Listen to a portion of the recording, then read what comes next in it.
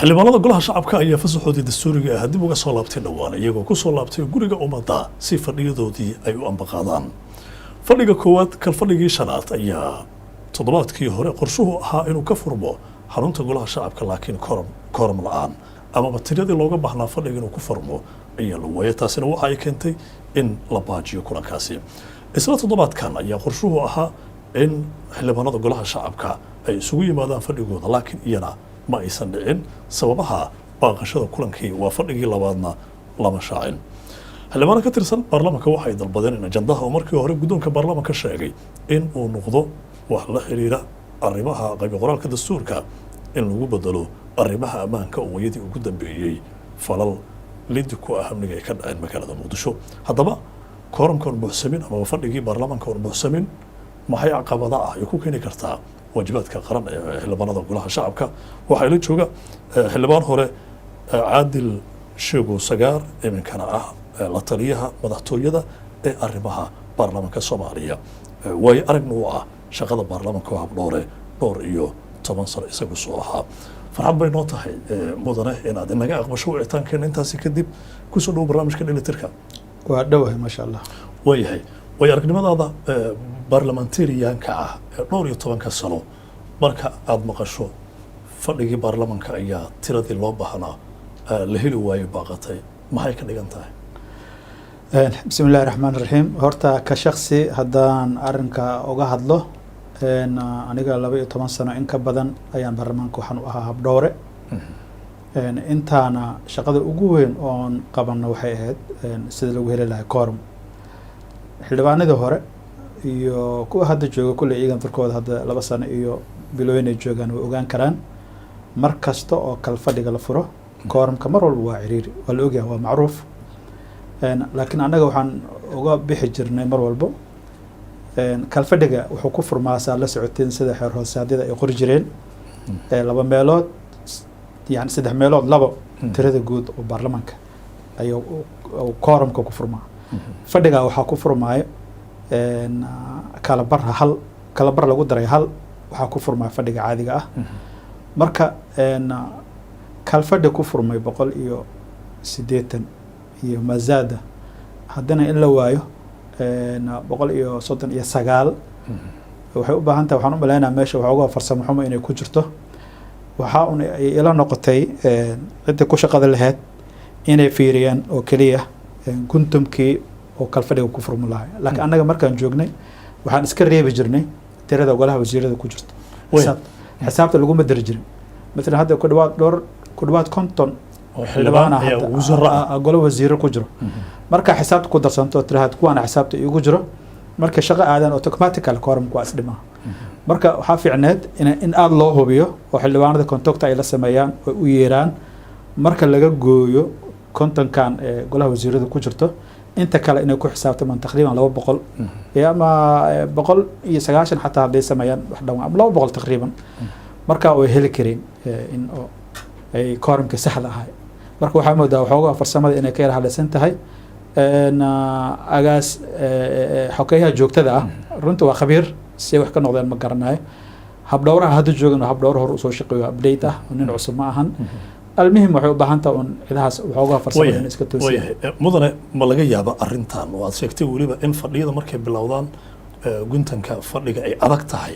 in la helo laakiin adinka aad maareyn jirteen oo si un xal ugu heli jirteen inay siyaasadeysan tahay oo fadhiga ay ku xiran tahay hadba arinta ajandaha markaas laga hadlayo tusaale ahaan haddii arintu ay tahay mid go-aan dabacsan amaba ajanda dabacsan oo siyaasadiisa ay qabow tahay sidii loogu talagalay in loo soo xaadiro haddii ajandaha uu adag yahay ama bilcagsi ajandihii fudud oo laga jiiftay ajandaha adag waa la soo galay xiriir mala leedahay ajandaha baarlamaanka iyo koro طبعا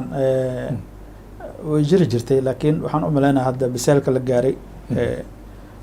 وقتيدا هذا برلمان هذا 16 سنة 14 سنة كل واحد على سمرة وحن أملنا اللي جسوا قد بأرمهاس إن هذا قبض وين ما يجلس يوم وقت وحن بناك كم غلاي عاديا هرت سي أرنت لو فهمه برلمان كوح عادي واه مرك شرع لقى هذا سيدي سب دستور كأقول marka sharci laga hadlayo iyo hindis sharciyeedyo oo dhan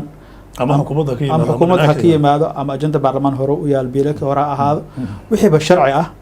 careless ay ka ahaan jireen xildhibaanada inta badan caadiyan waa lagu qasbi jiray jawaari kheyr allah siiyey waqtigiisii aad u xoog u saari jiray kaasaana muhiim aha marka laga hadlayo arrimo siyaasadeed oo arrimo xukuumadda ku saabsan ama sidan oo kale amniga ku saabsan wax siyaasad laga hadlayana koormkuu soo buuxu dhaafin jiray taas runtii waxaa moodaa baarlamaanka in loogu fiican yahay maxaa yeele amniga beeskiisa hoose sharci waa haddaan sharciga beeskii hoose usan ku adkeen mar ay dad badan dhinteen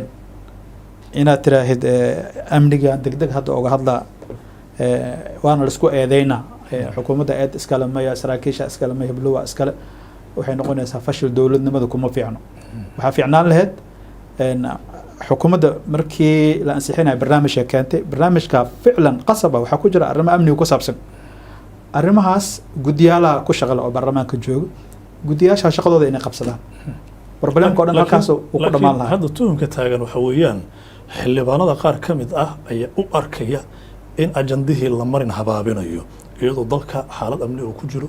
madaxweynaha uu sheegay saraakiil la hadlay qaraxyo ay dhaceen gobolkii banaadir uu ka hadlayo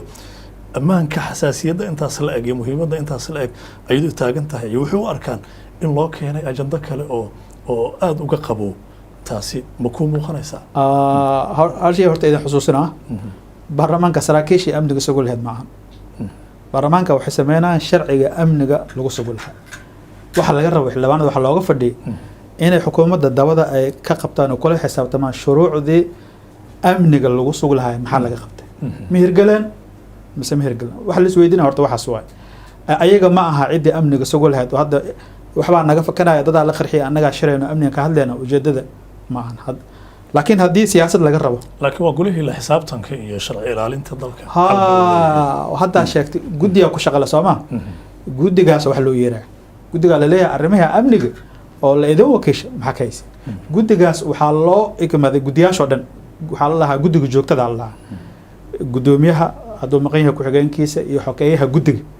intaaba waxay leeyihiin ajandaha iyagaa diyaariya marka horeba marka guddiga amniga haddee bijiraanba markii amniga la diyaarinay ajandaha yani kalfadhiga shanaad markii la diyaarinay ayagaa waxay ahayd inay dhahaan yani qodobkan iyo qodobkan iyo qodobkan hanal kugu daro inay dhahaan markaasay ahayd hadday dhihi waayaan xildhibaanada xaqay u leeyihiin inay mooshin keenaan inay dhahaan arrintaasaan ka hadleynaa laakiin sifadii loo dhihi lahaa haddii la siyaasadeeyo oo amnigii anoo siyaasadda macsan aan soo kacsado amni aan meeshaba ku jirinbo oo marka waxaan ka hadlaya siyaasadu amni maaha taana in la fahmaa muhiim ah waxaan rabaa su-aal kale ayay hordhac u tahay inta 12 sane ah golaha baarlamanka aad ahayd amaba golaha shacabka golaha wasiirada inta wasiiro ah haddana xildhibaano ah intay la ekaayeen ma ku badnaayeen fadhiyadii baarlamanka tirada intaan u bay ahaan jirtay ani markaan ahaa 45 ayaa wasiir dowlaha xiriirka baarlamaankana waan ahaa markaa 45 ahayd hadda 43 mar la isoo gudbiyey ma aqaan inay ka badan yihiin in kale adiga un erida waa iska agdhadhow yihiin marka gashan buursiga ma jireen marka fadhiga uu jiro xildhibaanada wasiirada ah iyagoo golihii wasiiradana la duuban xukuumaddii la duuban haddana la xisaabtankii iyo baarlamanka caqabadaha sidan ma uga jireen in xaqiiqada la fahmaa loo baahan yahay anaga markii aan habdhowraha ahay oo aan golaha wasiirada ku jirin markaas xisaabta asalkaba noogumaba jirinbo xildhibaan golo wasiiro ku jiro tiradaba kuma darsan jirin walaa kooram walaa barnaamij kale siyaasa ahaan dhinacna maxaa yeele mar walba naga soo horjeeda markii aan xiriiryaha u noqday baarlamaanka iyo xukuumadda waxaan aada ugu dadaali jiray inaan integration isdhexgal inaan ka sameeyo xildhibaanada xukuumadda ku jira iyo xildhibaanadan caadiga ah inay wada shaahaan oo wada shaakeystaan oo hurgufida dhexdooda ku jirta inay wada shaqeen inay samaystaan tvyaasha waa laga daawan karaa iyagoo wada shaqeynaya iyagoo isla jira iyagoo arrimo isdhaafsanaya iyagoo su-aal isdhaafsanaya su-aalahan hadda laga doodaya intuu kalfadhiga xiranaya ahayd guddiyaasha inay inta shaqeeyaan u yeeraan laamaha amniga oo dhan oo toos oo la xisaabto markaasay ahayd marka habdhaqameed oo dib u heshiisiin oo gudaha baarlamaanka aad ka sameynayseen oo isku xirka iyo saaxiibtinimada isdhexgalkay ahayd laakiin guntanka in kooramka uu buuxsamo isla lambarkii waayo dastuur wax iska bedelay ma laha fiiri isla fadhigii baarlamaankii sagaalaad inta koramku ku xirmayay ayuu haddana ku xirmaya waa dastuurkii keliya waxaad ku xallin jirteen sida aad sheegtay waa in kulamo hordhac ah aad ka shaqayn jirteen inuusan koramka uusan xirmi weynin aad baan kuu fahmay waxaan u gudbaynaa qaybaha kale waqtigan in laga hadlo waqtigii baarlamaanka ma soo xaadiraan way soo daaheen koramkiyaa maqan inta in la eg bay dhibaato ku tahay waajibaadka qaran labada sano soo socotay hadda sida aan banaanka ka maqlay aniga hadda weli guddoonka ma sheekeysanin laakiin sida xildhibaanada ay sheegayaan oo banaanka ay ku sheegayaan waxay leeyihiin now kooram xoog leh gudaha muqdisho way joogaan waa la heli karaa xitaa haddii laga gooyo tirada hadda golaha wasiirada ku jirta xitaa haddii laga gooyo waa la heli karaa ay leeyihiin kooram waxaa kaloo banaanka ka maqlay in sabtidaba guddoonka baarlamaanka inay rabaan inay furaan isla sabtidaba la bilaabo in laga doodo xaaladaha amniga wax ku saabsan ayadoo loo maraayo hanaankii saxda ahaa oo caadiga ahaa guddiyaashii ku shaqada lahaay nidaamkii wixii in la maraayo saas banaanka waan ka maqlay inkastoo aanan official ahaan aan guddoonkana weli warkaas soo saarin laakiin xildhibaanada dhexdooda warka isla dhexyaacayaan waxay leeyihin hadda sabtida waxaa laga hadli doonaa amniga waana la furi doonaa baarlamaanka kooramkan waa noo dhan yahin saasay hadda iiga leeyihin allahu aclam baarlamaankii sagaalaad aad baan ula socday shaqadiisa iyo sida uu ugu shaqeynaya duruufaha waxaana guddoominayay guddoomiye jawaari kan waa kii tobanaad 2 sano ayaa dhamaatay 2 ayaa hartay mar walbana waxaa la arkaya siyaasadda soomaaliya mar walba oo loo dhowaado dhamaadka 4 sano in mashaakilkii dhanka baarlamaanka iyo siyaasadda aad curyaan u noqoto fadhiid u noqoto arrimahaasi si looga samato bixi karaa oo baarlamaanka wada jirkiisa iyo guul uu ku dhamaysan karaa waqtigiisa waxaan u malaynaa aweystaas fikirkaagu waa baarlamaanka aniga waxaan qabaa mar ka dambeyso inuu soo fiicnaanayo cartaan kasoo bilaabay iyadoo aan mashaaric waxba la qaadanayn kala hadlayo baarlamaankii sagaalaad waa ka warhayo in isaga dhan inta meesha mar shaqadiisa la iska fariisay madasha ay shaqeynayeen waad ka warhaysaa dowladda adiga oo duruuf markaas taaganeed looga gudbay arrinkaas haddii baarlamaanka aniga markaas labadaba waan isku hay haddii isaga la sugi lahay xukuumaddii markaas yani baarlamaankii dhismay kan hadda baarlamaankan tobanaad waqtigaas man ku dhismi lahayn waxaa lasoo ogaaday in baarlamaanka inay diyaar u ahaayeen in laska laalo waxaa la yidhaahda aqalka sare oo dhan isaga dhan meesha laga bixiyo beesha caalamka oo aad noogu cadaadinaysa aqalka sare in la dhiso maxaa yeele dastuurka noogu qoran tahay in la sameeyana meeshay joogtay taasaa waxay keentay marka in la dhaho yani baarlamaanka naftarkiisa waxaa laga ansixiyay marka ayaanan kaa hilmaamina waxaa laga ansixiyey marka horeba in wadatashi la aado